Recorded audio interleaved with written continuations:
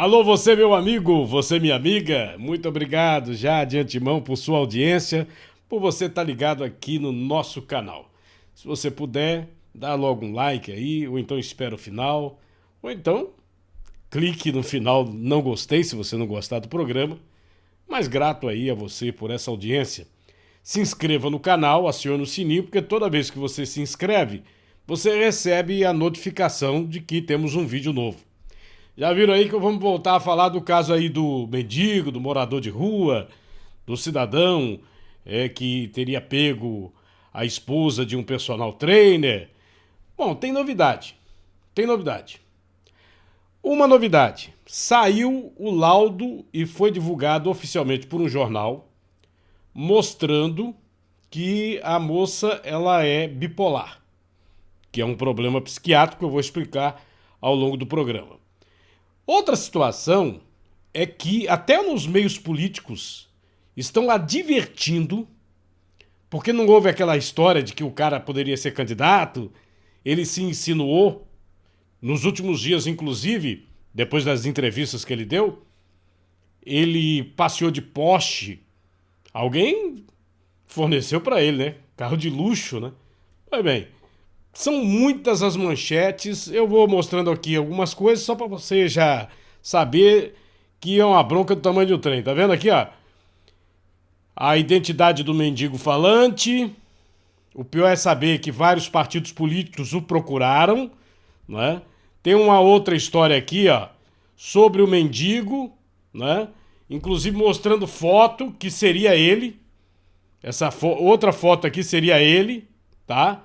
Será? Processos na justiça, inclusive justiça trabalhista, e a informação que ele poderia ser um empresário. Será? A gente vai repercutir ao longo do programa. Repercutiu também a fala do ministro do Turismo, Gilson Machado, que é candidato ao Senado aqui no estado de Pernambuco, falando sobre aquela ação no Supremo Tribunal Federal na questão da ilha de Fernando de Noronha. Inclusive, ele, de uma maneira jocosa, disse que o governo federal não quer a ilha de Fernando de Noronha, mas citou que a ilha passa por diversas dificuldades, que estão utilizando a ilha financeiramente.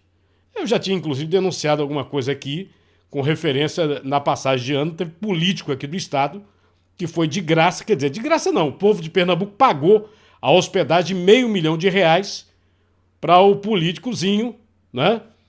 E só pode ser um políticozinho, né? Um canalinha, ele passar o final de ano às custas do povo de Pernambuco. Enquanto isso, a denúncia aí do ministro é que o povo, se quiser passar uma temporada em Fernando de Noronha, vai gastar no mínimo R$6 mil só de taxa. Não é hotel, viu, gente? Não é a passagem aérea. São as tais taxas que cobram lá em Fernando de Noronha. Reveja aí o que o ministro disse e depois você me diz. Fernando de Noronha é de Pernambuco. Isso eu sei. Você sabe. O presidente Bolsonaro sabe, tem certeza disso. E até o Papa sabe. Amém. Mas será que Fernando de Noronha é dos pernambucanos? Será? Você já experimentou fazer as contas de quanto você, pernambucano, paga para passar 10 dias em Noronha? Só de taxa para o governo do estado, do governador Paulo Câmara, você paga quase R$90 por dia.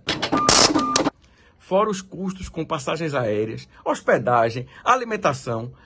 Um mês de estadia na ilha, o cidadão pernambucano chegará a pagar R$6.185 apenas de taxa para o governo do estado.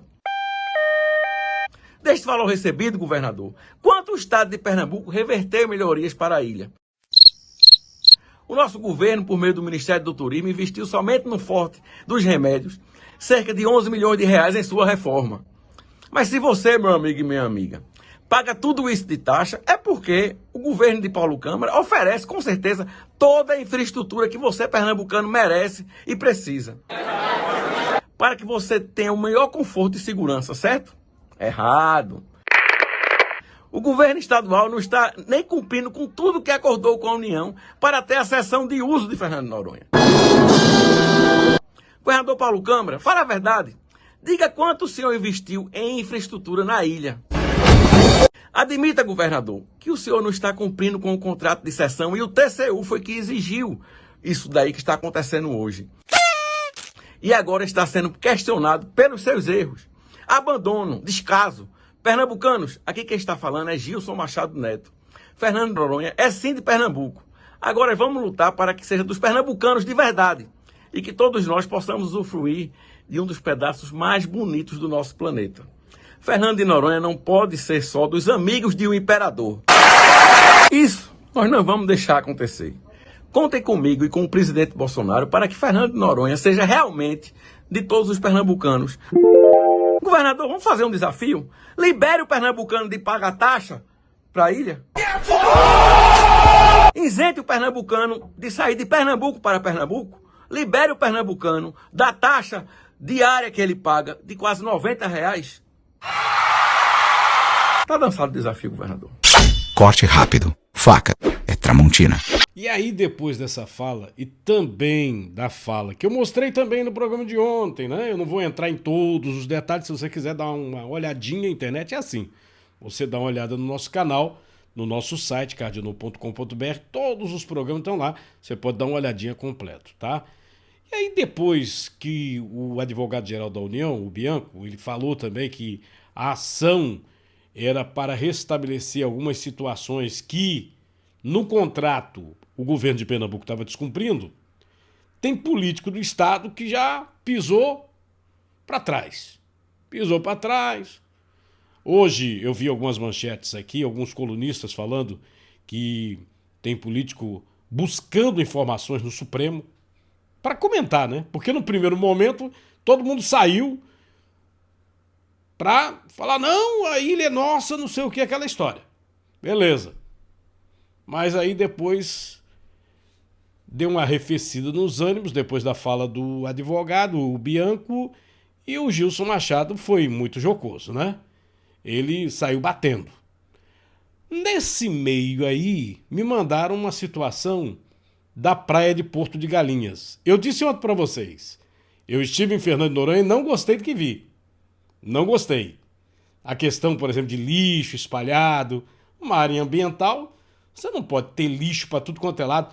Às vezes, eu fui almoçar, era quase 1h da tarde, ainda tinha um bocado de lixo espalhado pela cidade.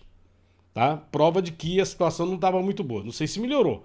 Bota aí nos comentários se isso melhorou, né? Se você é de Fernando de Noronha, se isso melhorou. Mas Porto de Galinhas é aqui, juntinho da gente, né? Me mandaram, falaram, isso não pode acontecer, né, Cardinal? Vê. Esse vídeo é tipo a maquiagem que existe em Porto de Galinhas. Aqui são os fundos, né, do Barca Sushi, da sorveteria Jones, que é super bonito aqui o ambiente, que dá na rua do Banco do Brasil e que também dá na rua do Bejupirá. Daí por trás disso, você vem pra cá, o que é que você encontra? Esgoto. Isso. Lá na frente, naquela árvore, acho que não vai dar mais pra filmar bem, porque chegou o rapaz. Naquela árvore ali tá descendo um esgoto. Choveu hoje, aí juntou a poça d'água com o esgoto.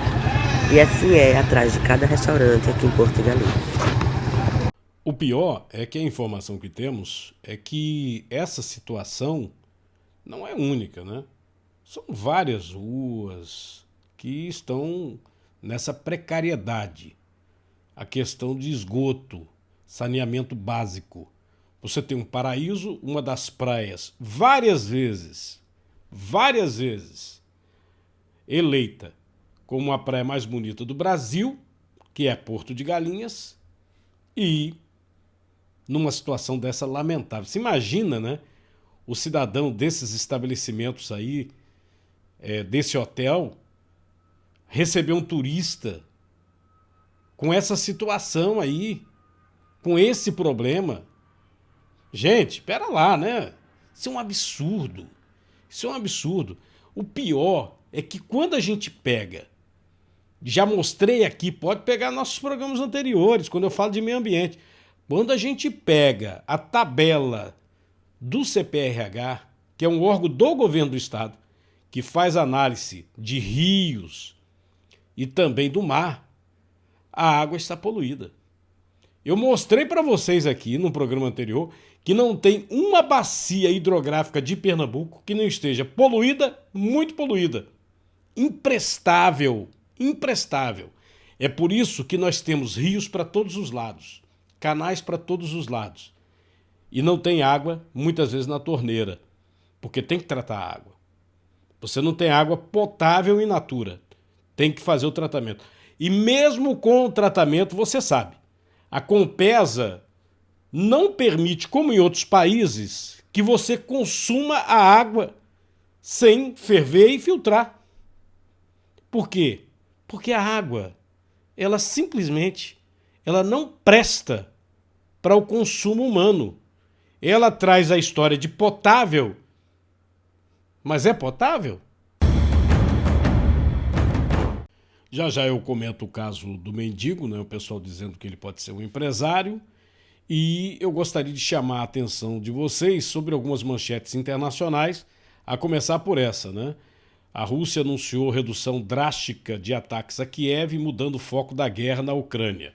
Outra informação é que a União Europeia não vai aceitar pagar com rublo, que é a moeda russa, pelo petróleo e pelo gás que vem recebendo, né? Mas essa é uma outra questão, né? Eu queria também chamar a atenção sobre essa outra manchete. É uma manchete reproduzida em várias agências de notícias. Aqui é o canal UOL e Folha de São Paulo. Tropas da Ucrânia formadas por paramilitares neonazistas ajudam no contra-ataque à Rússia. Veja só que perigo, né? Que perigo para a humanidade. Você, de repente, você tem uma situação aí, você fala que não se junta com nazista e você, sem querer, né? Você vai combater um país, no caso vai combater a Rússia, e você, sem querer, você está apoiando exatamente aquilo que você quer acabar na humanidade, que é a questão de nazismo, né? Não tem acordo com o nazismo. Não tem acordo com o nazismo. Infelizmente, o mundo vive nessa situação, nessa dualidade. Com a Rússia também, vocês lembram que os americanos, quando os russos invadiram o Afeganistão, vocês lembram, não? Eles começaram a aparelhar os soldados Mujahideen lá com mísseis Stinger, eles conseguiram botar a Rússia para fora, né? E surgiu, posteriormente, o cidadão Osama Bin Laden, responsável pela derrubada das Torres Gêmeas em Nova York. O maior atentado dentro de território americano que os Estados Unidos já sofreram. Mas o cara teve o apoio dos americanos. E ele fez isso com os próprios americanos. Vocês lembram onde que pegaram o Osama Bin Laden, não? Eu vou dizer para vocês. Os americanos pegaram no Paquistão. País amigo, aliado. Tão amigo que quando os helicópteros estavam lá para pegar o Osama Bin Laden, o governo do Paquistão soou um alerta, né? Os helicópteros apareceram no radar e eles levantaram os seus aviões. Sabem os aviões, não? F-16, fornecidos pelos americanos. E eles estavam dando proteção ao pior e maior inimigo dos Estados Unidos. Será que isso vai acontecer de novo, não? Será que vai acontecer de novo? A gente chama atenção, olha aí, ó. Paramilitares neonazistas. Essa notícia ela foi reproduzida em diversas agências. Está no UOL, está na Folha de São Paulo, Estado de São Paulo.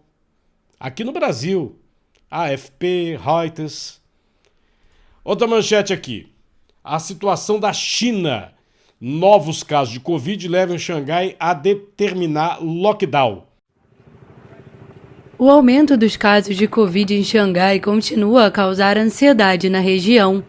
A China registrou 6.886 casos da doença em todo o território nesta terça-feira, mais de 4 mil deles na capital econômica do país, epicentro do maior foco da doença na China desde o início da pandemia. Xangai teve um confinamento parcial decretado, com a cidade dividida em duas partes. Os moradores da metade leste devem permanecer em casa por 4 dias e passar por testes obrigatórios. As prateleiras de alguns supermercados da cidade ficaram totalmente vazias. Em uma tentativa de manter a economia em funcionamento, autoridades evitaram os confinamentos rígidos aplicados em outras cidades chinesas e desta vez optaram por restrições direcionadas e progressivas. A área confinada a partir de segunda-feira é o amplo distrito de Pudong, no leste, que inclui o principal aeroporto internacional e um centro financeiro. O confinamento vai prosseguir até sexta-feira e depois vai ser aplicado em Puxi, uma zona mais populosa do oeste, onde fica a área histórica de Bund, próxima ao rio Huangpu. Toda vez que eu abordo esse caso de Covid, eu fico imaginando que alguém ou não está falando toda a verdade, ou a ciência falhou com a humanidade. Porque as informações elas são muito desencontradas. Muito. Não são pouco, não. A China vacinou toda a população com as doses que tinha. Inclusive chegou a comprar vacina da Pfizer também. Além das 2 vacinas que eles próprios fabricaram. Lembro que o Instituto Butantan aqui fez o acordo com a Sinovac chinesa e nós tivemos a tal Coronavac aqui como uma das vacinas brasileiras. Pois bem, vacinou todo mundo. Como é que está enfrentando de novo essa situação? Você consegue me dizer por quê? Você tem uma informação plausível para que a China esteja passando por esta situação? Você pode até dizer assim, não, são essas variantes. Então você concorda que as vacinas não funcionam para as variantes, né? Se são as variantes, então as vacinas não estão funcionando, né? E pela primeira vez, desde o início da pandemia, a China começou a admitir morte. Num regime fechado, que não admite informação, que vá de encontro ao governo. Quando começa a admitir, é porque a situação realmente deve estar precária. O Elon Musk, da Tesla, chegou a anunciar, nas últimas horas, que não deve permanecer com a Tesla aberta por esses dias em Xangai. Inclusive, está pensando em férias coletivas, porque a fabricação dos veículos que são movidos por inteligência artificial, né, são aqueles veículos que não precisam nem ter condutor. Esses veículos, inclusive carros elétricos também, né, que precisam de condutor e tem veículo que não precisa de condutor. Esses carros da Tesla, da empresa de Elon Musk, eles são fabricados em Xangai. E Xangai está passando por isso, né? Situação dramática. Situação dramática. Agora, o que está acontecendo? O que você acha? Bota aí no comentário. Agora vamos para os gráficos aqui. Este gráfico é o gráfico de Pernambuco. É o gráfico de novos casos. Você está vendo que é realmente uma queda bastante acentuada de novos casos. Na questão da mortalidade, o governo disse que não, a gente está em queda, tá vendo que não está em queda?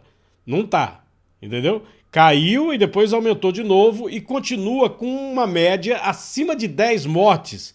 Você vê, nos 7 dias a média aqui são 12 pessoas que perderam a vida. 12 que perderam a vida. Está aqui na estatística oficial. Aliás, uma outra situação que se repete que o governo deveria resolver esse problema. Isso está fazendo com que o governo, em sua estatística, seja chamado de mentiroso. Hoje, por exemplo, está aqui na média de 10 pessoas que morreram, quer dizer, nos 10 mortos, tem morto do dia 22 de abril do ano passado. 22 de abril do ano passado. Então, aqui, ó, novos casos. Tá vendo aqui a queda? Agora, veja esse outro gráfico aqui. Responda para mim sem pestanejar. Qual é o gráfico que demonstra maior queda? Esse aqui ou esse aqui? Vai. Esse aqui ou esse aqui? Eu estou mostrando o gráfico. Estou mostrando o gráfico. Tá certo? Eu não quero falar na questão da população, porque eu estou falando aqui de um país, aqui é a África do Sul. Tá vendo aqui, ó? Vê a queda.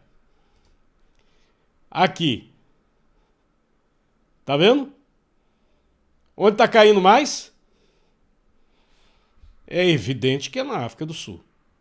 Agora, qual é a diferença? Pernambuco já chega a quase 80% da população vacinada com 2 doses.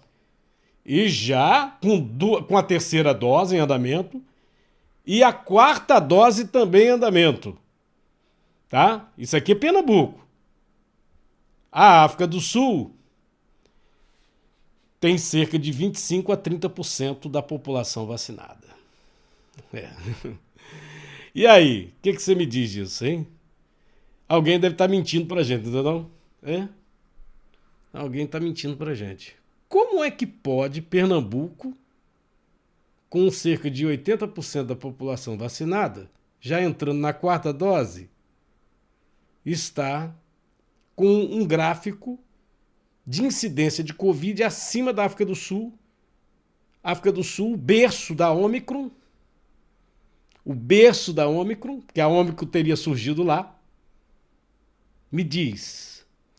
Bom, o médico Roberto Cevallos, ele gravou um vídeo e eu puxei para mostrar para vocês, até porque ele conversou com um cientista de lá.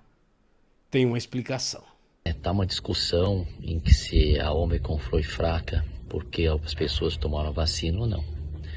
Então vamos lá. Primeiro fato, a Ômicron mudou demais e ela mudou exatamente numa proteína que é tóxica.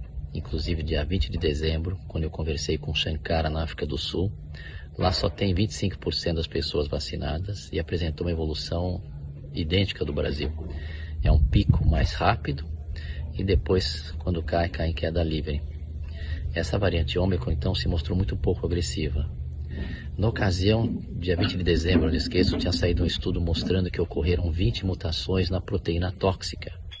E essas 20 mutações na proteína tóxica, com a observação de poucas fatalidades na África do Sul, fez com que a gente entendesse que se a proteína tóxica muda demais, ela fica menos tóxica e segue a evolução natural do vírus transmitir mais e matar menos. Então é um vírus que replica demais no brônquio, mas não é muito comum ele afetar gravemente os pulmões. Então isso ficou muito claro, que a Ômicron é muito pouco agressiva. E isso foi um fato que eu observei. Internei algumas pessoas, mas eram casos especiais, eram pessoas já com insuficiência cardíaca grave, outras 2 pessoas, um triplamente vacinado, o outro não vacinado por opção, porque eu sempre indico para quem tem mais de 60 anos vacinas. E aí o que acontece? Essas pessoas tinham tomado muito corticoide antes para uma doença que era necessário dar o corticoide, não tinha como não fazer. E isso realmente atrapalhou bastante a gente, tiveram uma evolução desfavorável.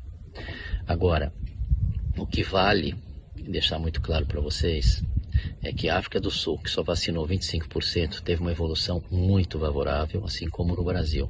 Então não dá para atribuir que as vacinas foram responsáveis por diminuir a gravidade da variante Ômicron. Principalmente porque não tem nenhum estudo assim muito confiável com uma variante que acabou de chegar numa vacina antiga, uma vacina que promove o estímulo de um anticorpos com uma proteína que não está mais circulando, de um vírus que não está mais circulando. Os estudos que tem são estudos mostrando que inclusive para criança é uma proteção ridícula e para adultos é uma proteção ridícula e ainda muito mal feito.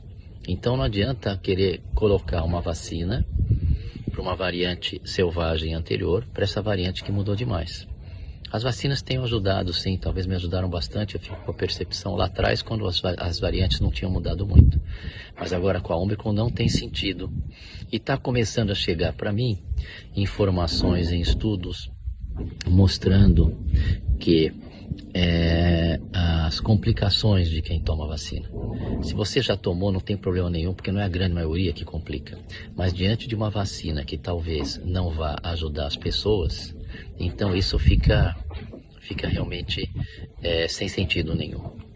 Então, analisando, na África do Sul não tomaram vacina, tiveram uma evolução igual. Aqui no Brasil imunizou todo mundo, nós estamos praticamente uma imunidade de rebanho. Mesmo aquela variante nova, a Omicron BA2, não vai ter nenhum problema, porque a estrutura molecular é muito parecida. Ao contrário da Europa, nós não tivemos a variante Delta causando grandes problemas, porque nós tivemos a Gama, que foi muito agressiva, pagamos um preço claro, e a Gama, um preço caro por isso. E a Gama tem uma estrutura molecular muito parecida com a Delta. Talvez por isso que a Gama pagamos um preço caro, fez um estrago grande, mas talvez por isso não tivemos um surto de Delta.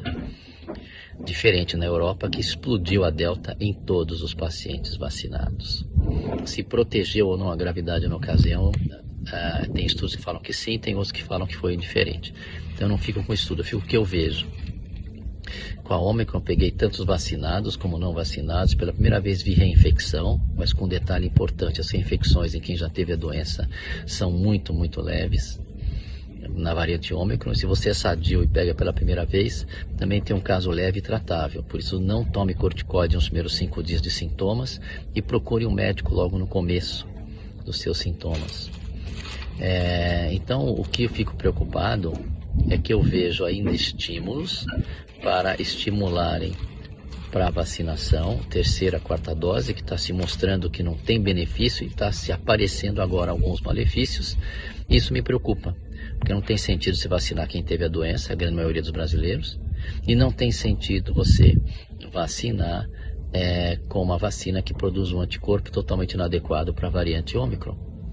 Então não tem esse sentido e me preocupa, porque começa a aparecer que nós não temos tempo hábil, as complicações das vacinas. Graças a Deus, não é em todos, senão a gente saberia. Então se você tomou a vacina, não se preocupe, mas não há necessidade de ficar tomando uma vacina atrás da outra. A Organização Mundial de Saúde não recomenda isso, em função do que a gente tem visto recentemente. Então é isso, eu quero que vocês observem os fatos.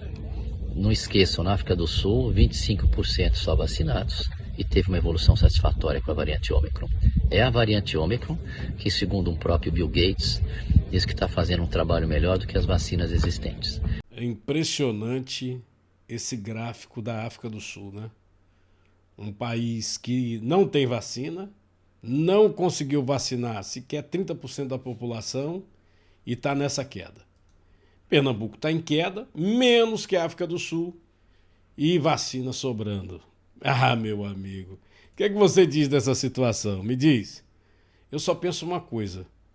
Alguém não contou toda a verdade. Ou mentiu pra gente.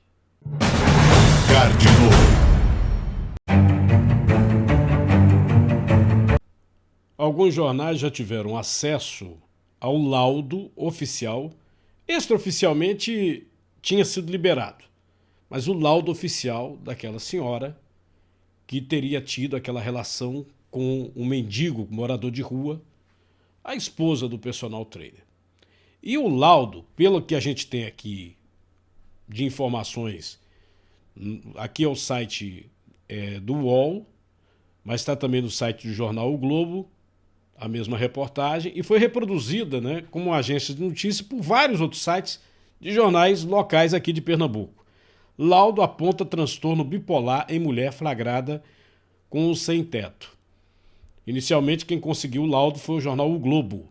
A mulher flagrada com um homem em situação de rua dentro do carro, em Planaltina, Distrito Federal, passava por fase maníaca psicótica do transtorno bipolar, segundo o laudo elaborado por médicos do Hospital Universitário de Brasília. O relatório, acessado pelo jornal O Globo, detalha que a comerciante apresenta alucinações auditivas, delírios grandiosos e de temática religiosa, alteração de humor e comportamentos desorganizados e, por vezes, inadequados. Internado em um hospital psiquiátrico desde o dia 9 de março, quando foi flagrada pelo marido, na companhia do sem-teto Givaldo de Souza, 48 anos, a mulher também demonstra uma tendência a gastos excessivos, doação de seus pertences, resistência em se vestir e hiperreligiosidade, de acordo com o laudo. Ao se deparar com a esposa nua e na companhia do desconhecido, o personal Eduardo Alves de Souza, de 31 anos, espancou Givaldo em uma cena que foi registrada por câmeras de segurança. Essa situação, ela dá a entender, agora com o laudo oficial, que ela é incapaz. Que ela é incapaz. A família tinha prestado uma queixa contra o Givaldo por difamação numa delegacia, que também é crime. Ele foi em tudo quanto é veículo de imprensa, né, prestou declarações, tirou onda e parari, parará. Aí a família prestou essa queixa. Num primeiro momento, a polícia não autuou ele por violência sexual. Entretanto, diante do laudo, isso pode ser suprido. Vazou agora o áudio completo dela, né, que está internada, mas vazou o áudio dela quando ela tentou relatar para a família o que tinha acontecido. Acompanhe o áudio, porque inclusive estão dizendo, você coloca aí nos comentários, que o áudio dela bate com o que disse o morador de rua. Bate. É o que estão dizendo. Acompanhe no ar. E aí apareceu uma mensagem do Thiago Brunet, que falava que minha sogra estava atrapalhando, porque minha sogra ficou preocupada, e se eu tivesse seguido minha sogra, na preocupação dela, eu tinha deixado meu propósito de lado. Só que meu coração vibrava assim de vontade de encontrar ele de novo, e eu não queria deixar meu propósito de lado, sabe? E aí eu tava no carro, ele tinha combinado comigo na rodoviária, que eu encontraria ele na rodoviária. E aí eu fui pra rodoviária, e aí primeiro rodei a rodoviária procurando ele, não encontrei, eu voltei pro carro. Eu falei, eu vou sentar aqui, vou abaixar a cabeça, vou ligar o celular que ele vai falar comigo. Aí quando eu liguei tinha essa mensagem no YouTube, só de áudio, né, do Thiago Brunet. E aí falando para não deixar, que o projeto de Deus para minha vida era muito grande, e para não deixar outras pessoas plantarem a dúvida em mim, né? Não deixar plantar. E aí que eu tinha que ter perseverança para enxergar que ele era Deus, porque ele já estava me mostrando. Ele já vinha conversando comigo. Quem? Deus. Ele estava conversando comigo. Ele já estava me mostrando. Então, assim, eu não tinha que dar espaço para a dúvida se era ele ou não. E aí, o celular descarregou, bem antes de terminar a mensagem. Aí eu baixei a cabeça no carro, que eu estava no carro sozinha, que eu tinha deixado minha sogra e a Ana lá no Araponga, e eu estava na rodoviária, e eu baixei minha cabeça, comecei a orar, Senhor, por favor, eu não vou abrir mão do meu propósito, aparece, Senhor, por favor, eu não vou abrir mão do meu propósito, eu sei que era o Senhor, eu sei que era o Senhor, me perdoa, apareça. E aí eu acalmei meu coração, no que eu acalmei, ela apareceu. Aí ele passando, assim, o morador de rua passando, com uma bolsa do lado, uma bolsa clara, uma bolsa... Aí eu fui seguir ele. Aí no que eu segui ele, eu encontrei ele na porta de lá na rodoviária, na porta de um comércio que vende bebida, balinha, essas coisas, uma conveniência lá. E aí ele estava acendendo um cigarro, no que ele ia acender o cigarro, ele falou, eu fui e tirei o cigarro da mão dele. Aí eu tirei o cigarro da mão dele e falei, não, você não vai fumar mais. Aí ele, por que não? Falei, por que não? Falei, porque você já está curado. E aí ali, eu já enxergava ele como o Eduardo, sabe? Eu já não estava enxergando ele como Deus, eu estava enxergando ele como o Eduardo. E aí eu fui e tirei o cigarro da mão dele e joguei no lixo. Aí ele falou, vamos conversar? Falei, vamos. E ele, então me leva. Eu falei, então vamos. Aí eu fui escolhendo, né, um lugar, eu sentei num banco. E aí ele queria... E ele foi me mostrando algumas coisas no meio do caminho, assim, ele põe a mão aqui na minha mão. Aí eu senti uma necessidade de tirar tirar, como que chama? O terço tinha um texto aqui, me deu vontade de tirar, eu tirei. Falei, não precisa mais disso, você não precisa mais disso. Igual o cigarro, você não precisa mais disso, você não é prisioneiro disso. Aí, quando ele tocou na minha mão, que a gente sentou juntos, e naquele momento, quando a gente sentou, eu enxerguei a mim, sabe? No que eu enxerguei a mim, eu falei, você não precisa mais disso, de imagem, de nada, de nada, de nada de imagem, nada de texto, nada. Você só precisa acreditar na palavra, no que está na Bíblia. E aí fui e joguei no chão. Ele falou, joga no chão para outra pessoa pegar. E aí tinha na outra mão. Aí na outra mão dele, eu peguei. Aí tava difícil de desabotoar assim. Aí eu falei assim, não. Aí eu falei, pode arrebentar? Eu tentei arrebentar com força, agoniada, né? Aí ele falou, não, é pra você desabotoar e tirar pra você jogar no chão pra outra pessoa pegar. Isso eu falei, aí eu vi no pescoço dele, aí ele tirou assim, e eu fui e tirei, né? Consegui tirar do pescoço dele e joguei no chão. E aí ele falou assim, vamos andar, me leva pra algum lugar, pra onde você quer me levar? Não é assim, não? Aí ele foi me levar, não, mas antes disso ele me deu vontade de me dar um abraço. Aí eu dei um abraço nele. Porque, de novo, eu estava enxergando ele como o Eduardo, né? Eu enxergava aquele morador de rua como o Eduardo. E aí ele me pediu um abraço, eu abracei. E aí ele, antes disso, quando a gente sentou no banco, ele queria fazer carinho nos meus pés. Eu não sei porquê. Aí ele falou pra mim não me preocupar, antes da gente chegar também, ele falando pra mim não me preocupar com a multidão que tinha ao redor, pra mim, que ninguém estava enxergando, só existia eu e ele ali.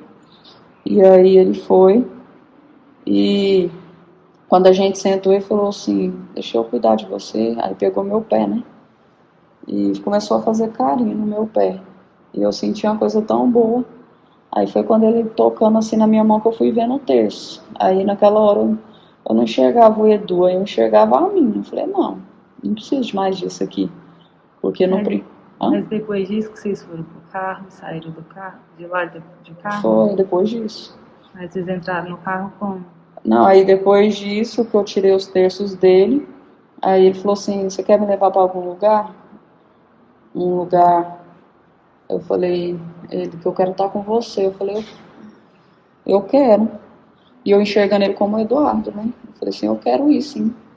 E a gente foi. E aí eu falei, aí eu fui procurando, né, pela rodoviária, um lugar escuro e vazio pra gente ficar junto.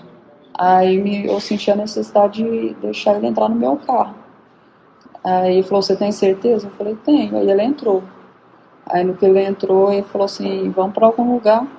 Aí eu falei, vamos. E eu o tempo todo, eu confuso, às vezes eu enxergava ele como Deus, e às vezes eu enxergava ele como Eduardo, sabe? Eu não estava entendendo muita coisa. E eu lembro que ele perguntou, eu estava com o coração aflito, sabe? Inquieto, mesmo não doendo, mas estava aflito. Aí eu não sabia se eu enxergava ele, muitas vezes eu enxergava ele como Deus, outras vezes eu enxergava ele como o Eduardo, eu não, sabe? Me confundindo. Aí deixando minhas emoções me confundirem, porque minha sogra plantou a semente, sabe? A minha sogra lá, ela foi e me plantou essa dúvida, e eu deixei essa dúvida entrar no meu coração. Que dúvida? Aí, na hora que dá a foto lá, que tem a foto, teve uma hora que aí todas as coisas que ele estava falando para mim estavam fazendo sentido, alinhado com tudo que eu estava enxergando. Então, assim, mas aí teve um momento que ele foi e me pediu um beijo. E antes disso ele falou um palavrão, sabe? Pegou um palavrão assim, pegou no saco e balançou assim, na frente da minha sogra, na frente do Eduardo, na frente da minha sogra e da minha filha que estava lá atrás. E elas estavam vendo tudo. E antes disso ele pediu para elas entrar, falou, pede para elas saírem. E eu pedi, sabe? Eu falei, não, pode ir, entra, deixa, é o meu propósito, deixa eu receber o meu propósito. E aí eles foram lá pra dentro, elas foram pra dentro e a Beth falou, não, Sandra, a gente tem que ir, ela tentando me puxar e eu não, eu vou direto no meu propósito. E aí nisso ele foi me pedir um beijo, e ele, posso te dar um beijo? E eu deixei, na frente da minha sogra, e a minha sogra repreendeu, ficou desesperada, ela repreendendo e pedindo ao Senhor. Isso o E Eduardo... ela não falou nada com o Edu? Hã? Ela não falou nada com o Não, Edu? ela clama, gente, isso o Edu vê isso, ele vai matar ele vai matar ele. E ela falando isso, sabe? E ela deixou você sair de lá sozinha, mas ele não tava lá mais não. Pô, quem? O mendigo. O mendigo, e ele saiu depois do beijo. Depois do beijo ele saiu, só que aí eu entrei no carro, ele continuou falando, e ele falando assim, vem sozinho ao meu encontro na rodoviária. Eu falei, eu vou. E minha sogra falando, repreende. Eu falei assim, aí eu olhando pra ele, ele marcou comigo lá na rodoviária. Eu falei, não, eu vou. E a sua sogra deixou você sair, você deixou ela lá e saiu. Sim.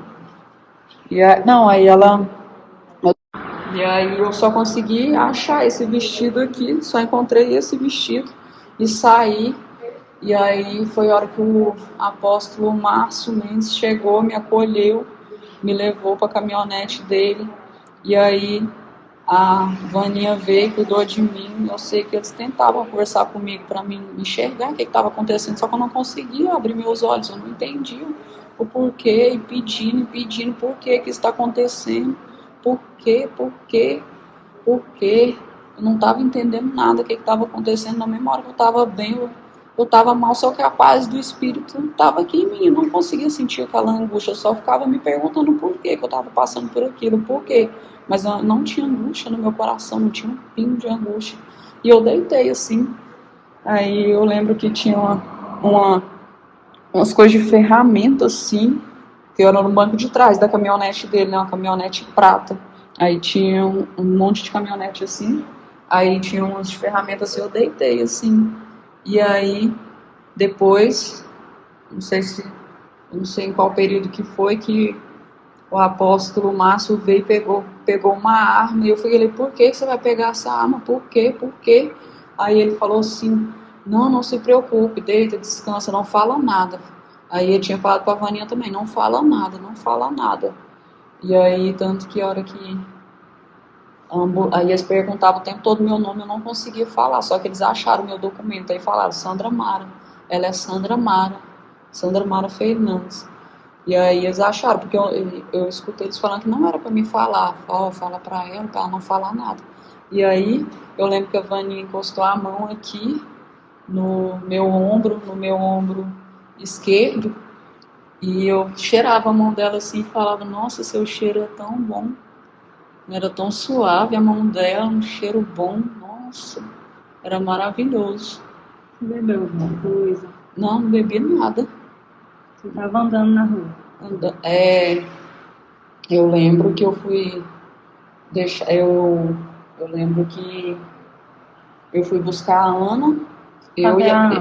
A Ana tá com a Beth, até então tava com a Beth.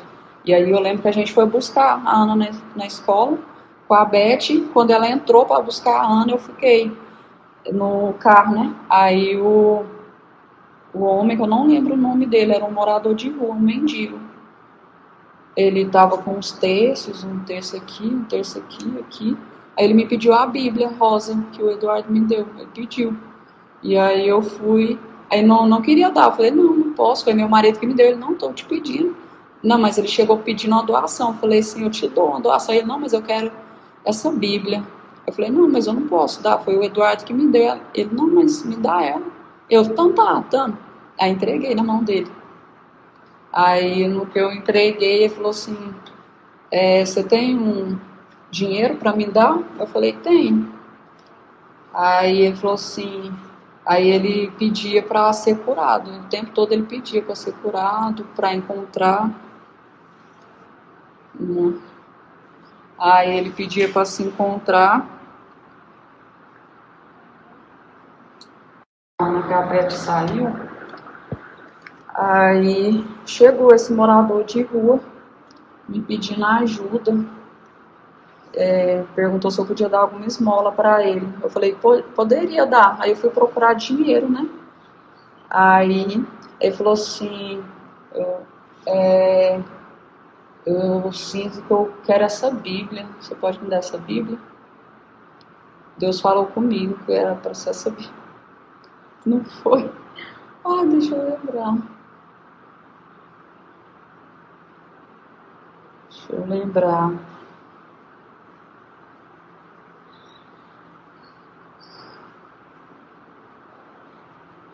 Você não lembra de nada, não? Hã? Você não lembra agora, não? Então. Só fica de boa. Tá bom, Amanda, eu aguardo. Aí eu fiz uma aguinha de açúcar, ela tomou. Mas é aquela coisa, o caso dela não vai ser só tomar um remédio no hospital e eles mandar para casa, não. Eu tô observando, assim, o caso da Sandra é meio sério, menina. Nós chegamos aqui, eu mais o pai dela no carro na frente, a ambulância do bombeiro atrás, ela no meio da rua, a Aninha de coque no chão e ela de coque em cima da Laurinha. Aí você vê, foi sofrimento pros bombeiros pegar. Acho que é isso, tinha uma ganinha. Aí eles chegaram, aí me colocaram na caminhonete. Me colocaram na caminhonete dele e eu não conseguia abrir os olhos. Eu não conseguia, porque eu só enxergava na escuridão. Eu não conseguia, eu sentia vergonha. Eu não conseguia, os policiais vieram, os bombeiros vieram e eu não conseguia nem falar. Eu não falava e não conseguia abrir os meus olhos. Eu tava, só que eu não conseguia, aí o coração estava acelerado, mas eu não conseguia sentir o ódio do homem que fez isso comigo, porque eu só enxergava Deus nele, eu só enxergava Deus. Eu não sei explicar, eu só enxergava Deus.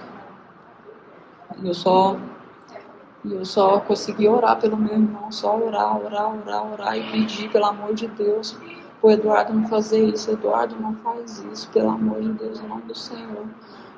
Por favor, Senhor, em nome do Senhor, meu Deus, Jesus, por favor, me ajuda, o que eu faço, Eu ficava desesperada e ele falou, você tá pelada, volta pro carro, você tá pelada, veste a roupa.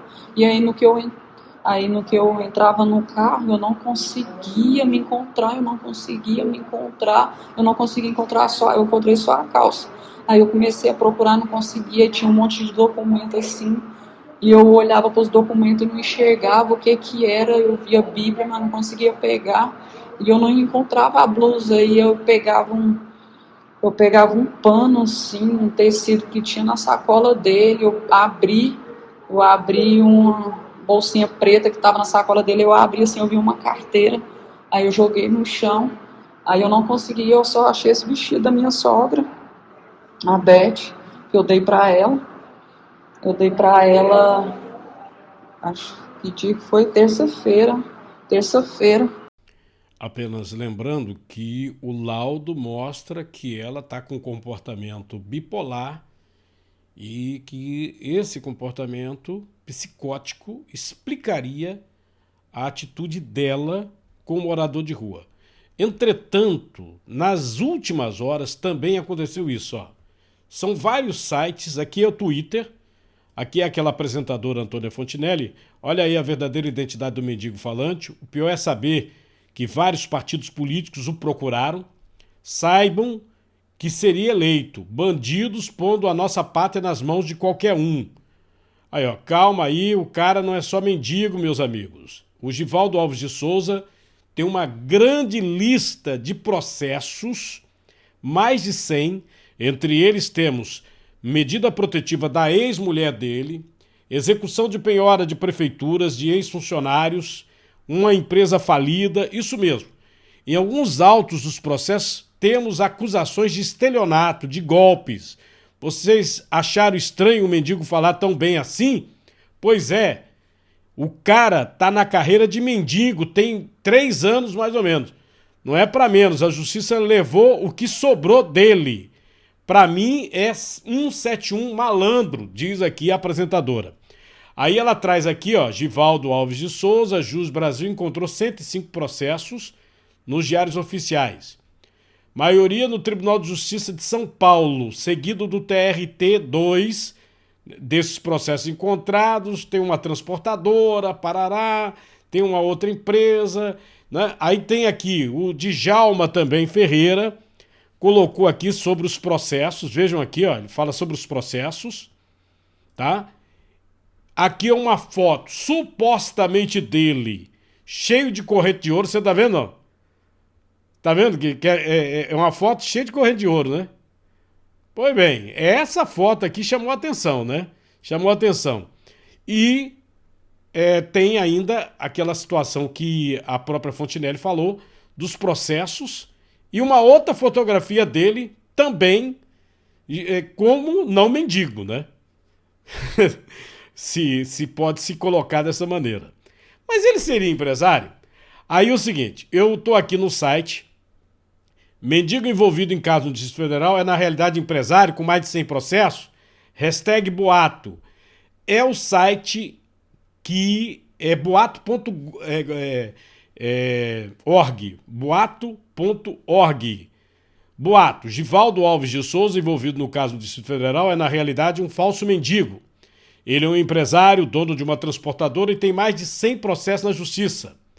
Vejam vocês, fizeram uma matéria, mas eu vou pegar aqui o autor do site para que vocês ouçam o que ele disse, o que ele apurou. Inclusive o site boato.org apurou tudo isso e pediu ajuda ao site do jornal Metrópolis, que foi o primeiro site a publicar a entrevista com o morador de rua. Acompanhe comigo. Depois do caso que deixou muita gente estarrecida de um mendigo que acabou apanhando de um personal trainer após ter mantido relações sexuais com a mulher dele, começaram a circular diversas teses sobre o que teria acontecido no caso. Uma delas aponta que Givaldo Alves de Souza seria, na realidade, um empresário com mais de 100 processos trabalhistas e outras pendências na justiça e que seria um falso mendigo, e que isso tudo seria uma armação. Nas mensagens que nós vimos circular em redes sociais, a prova seria uma página do site Jus Brasil que compila processos judiciais do país com o nome de Givaldo Alves de Souza e falando sobre a empresa, que seria uma empresa de transportes. A empresa em questão se chama G Frigo Transportadora de Cargas Limitadas. A tese se espalhou muito pela internet e ajudou a corroborar quem acredita que tudo não passa de uma armação, que por sinal é uma tese não comprovada. E mais do que uma tese não comprovada, essa história que aponta que o mendigo do DF seria um falso mendigo é falsa. A pessoa que é o empresário não é o mendigo, são duas pessoas diferentes. Quando nos deparamos com a história, ficamos muito desconfiados, por alguns motivos. O primeiro deles é que, apesar da grande cobertura da mídia em relação ao caso, ninguém falou do passado empresário do morador de rua que acabou apanhando o personal trainer. E é de estranhar, porque já teriam descoberto alguma coisa, na verdade. O segundo é que a mensagem que circula por aí tem diversas características de fake news. Ela é extremamente alarmista, ela é vaga e a mensagem tem alguns erros de português. Ao contrário de outras notícias falsas, ela cita uma fonte, cita o Jus Brasil como prova da informação. A partir daí, bastou fazermos uma busca no Jus Brasil e procurarmos por alguns detalhes para descobrirmos que Givaldo Alves de Souza, do Jus Brasil e da empresa, não é o mesmo que é o morador de rua que acabou se envolvendo em toda essa polêmica. Ao buscar mais detalhes sobre a empresa em questão, chegamos ao CNPJ dela. Mais algumas buscas no Google e descobrimos o CPF do dono da empresa. Tudo isso é dado público. Infelizmente os dados das pessoas estão postos aí com uma rápida busca. A partir daí, conseguimos, com a ajuda dos parceiros do Portal Metrópolis, parceiros do boato.org, o boletim de ocorrência do caso ocorrido no Distrito Federal. E cruzamos os dados. O resultado são CPFs diferentes. O CPF do empresário é um, o CPF do morador de rua é outro. Não são a mesma pessoa. Vale apontar que jogamos o CPF do morador de rua no Google para ver se apareceu algum resultado. Além de não ter aparecido nada sobre empresas e processos, achamos um concurso que ele prestou na cidade de Peruíbe, em São Paulo. Por sinal, ele foi morador da cidade e isso também foi retratado em algumas matérias. Ou seja, simplesmente alguém pegou o nome dele, jogou no Google, achou os processos e saiu acusando como se fosse a mesma pessoa. Portanto, o pessoal que fez a pesquisa não se atentou a um detalhe, segundo o Matsuki, do site boatos.org, vocês ouviram ele falando aí. Um detalhe básico, Homônimo. Né? As fotografias apareceram aí, eu não sei se são fotos de quando ele não seria, no caso, mendigo. Pode ser, né? Pode ser. Tá aí, ó. Essa foto aqui. Né? Quando ele estava numa condição, não é uma residência luxuosa, né? Onde ele se encontra, você pode observar aqui na foto. Né? Então, essa história aqui que colocaram é mentira.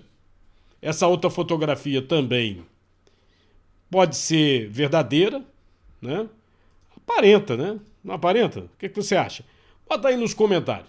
A verdade é o seguinte, esse site que apurou, né, que é o site boato.org do Matsuki, que é muito interessante, se você puder, visita ele, porque eles esclarecem muitas coisas, viu? Eu estava observando, tem muita coisa que aparece aí, dizendo que é uma coisa, que é outra, e eles esclarecem. Eles buscaram o CPF, eles procuraram também o jornal Metrópolis, e aí foram apurando, chegaram à conclusão que não, que é o Givaldo mesmo, né, que a situação dele não é uma situação de empresário, que teria feito isso com a mulher, aquilo outro. Agora, é evidente que as palavras do morador de rua já chocaram quando ele falou no Metrópole. Quando ele falou no SBT, na Bandeirantes, inclusive, o vazamento, como se fosse um livro pornográfico, foi um absurdo. Né? Foi um absurdo. Realmente denegriu, né? Não apenas a imagem dessa moça, né? Que agora a gente sabe que ela tem um problema, mas denegriu a imagem dele mesmo.